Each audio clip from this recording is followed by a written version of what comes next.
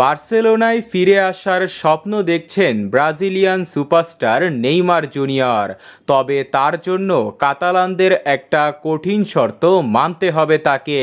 Spanish দৈনিক স্পোর্টের প্রতিবেদন অনুযায়ী ব্রাজিলিয়ান তারকাকে 15 গোল করতে হবে সান্তোসের হয়ে, নইলে বার্সেলোনা তার সম্ভাব্য প্রত্যাবর্তন নিয়ে আলোচনাতেই বসবে না।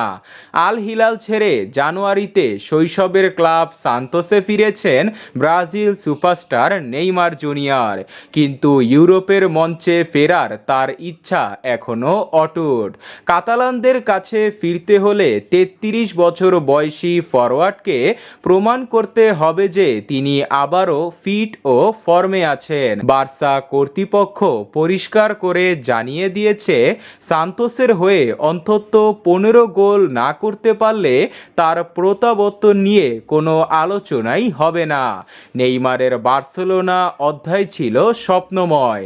2015 সালে মেসি ও সুয়ারেজের সঙ্গে এমএসএন জুটি গড়ে চ্যাম্পিয়ন্স লিগ জিতেছিলেন, কিন্তু 2017 সালে 222 মিলিয়ন ইউরোর বিশ্ব রেকর্ড ট্রান্সফারে পিএসজিতে যোগ দেন নেইমার।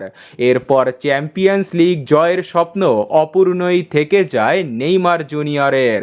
তবে বার্সেলোনায় ফিরতে হলে তাকে সময়ের পরীক্ষায় উত্তীর্ণ হতে হবে।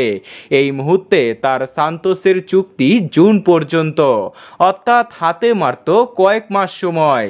নেইমার কি পারবেন 15 গোলের লক্ষ্য পূরণ করে কাতালানদের দৃষ্টি আকর্ষণ করতে?